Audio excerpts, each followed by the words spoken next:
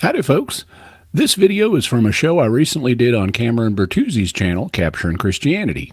If you like it, do all the YouTube things to let YouTube know to show the video to others. Be sure to like, comment, and share the video.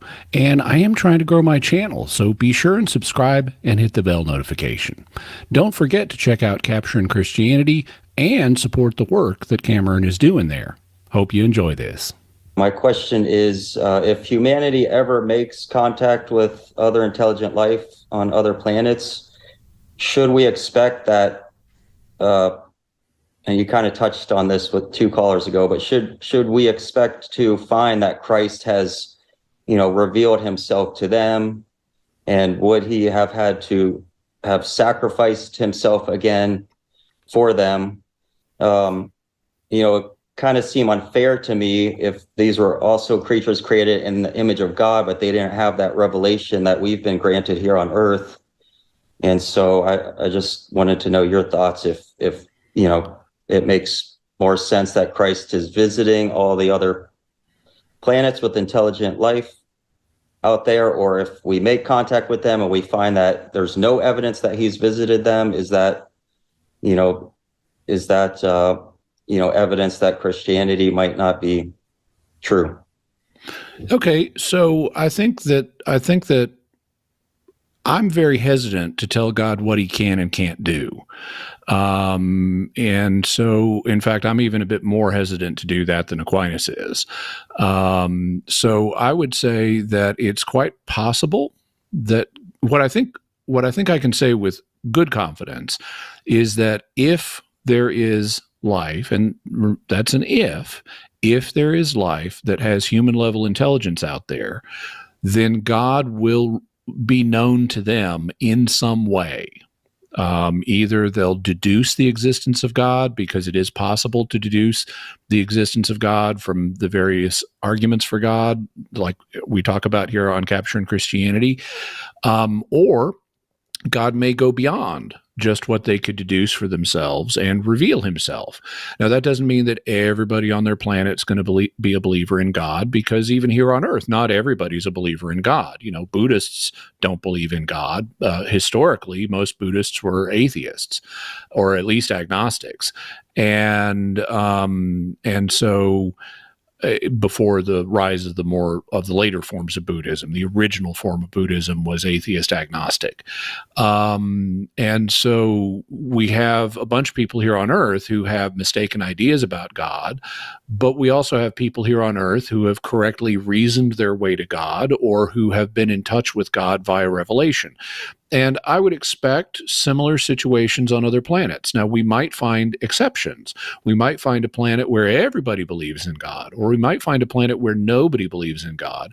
But at least based on the one data point we have, which is the planet Earth, I would expect we'd see situations on other planets that are a lot like what we see here on Earth. And here on Earth, if we look at its history, people did not always know about Jesus. They didn't know about him for all the time before he incarnated. And the Jewish people had some hints that he was coming, but he didn't arrive until 3/2 BC. And so if we found an alien planet and there had not been a revelation of Christ or an incarnation of Christ there yet, I would say, well, it could be that God's not planning to do that here, that he plans to let the aliens know about him in some other way. Or it could be we just haven't got up to their equivalent of 3 or 2 BC and their incarnation hadn't happened yet.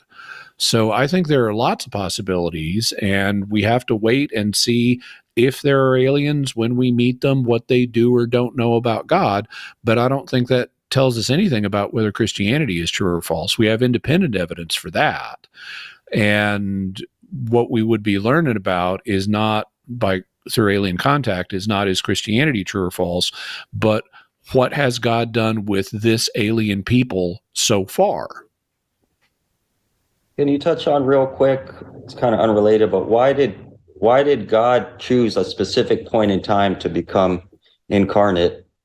Mm-hmm. Like, why not come multiple times throughout, to all peoples, all generations? Why just one time?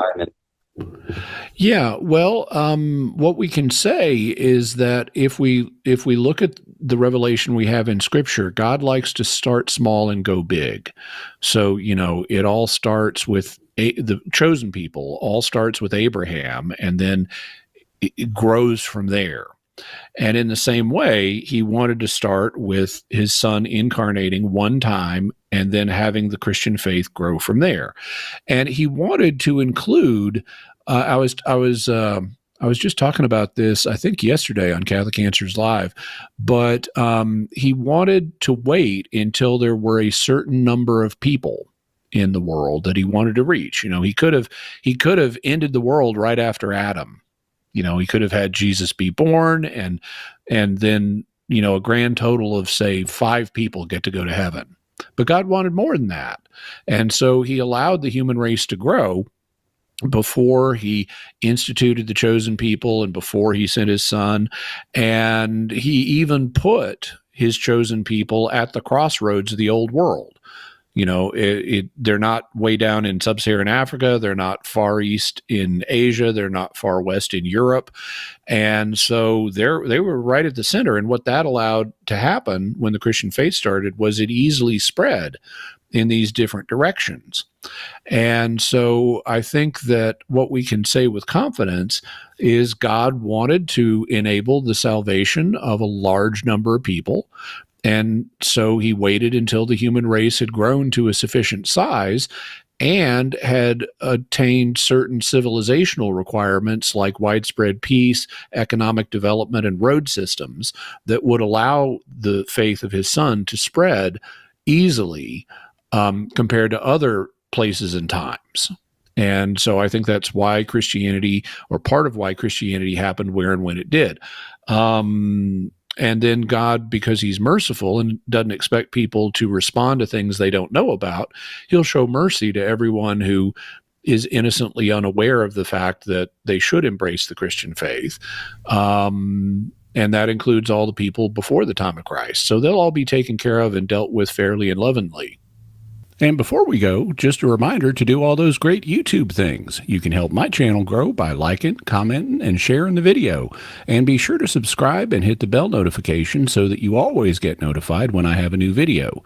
These days, I have multiple videos coming out every week. Thanks so much, and God bless you.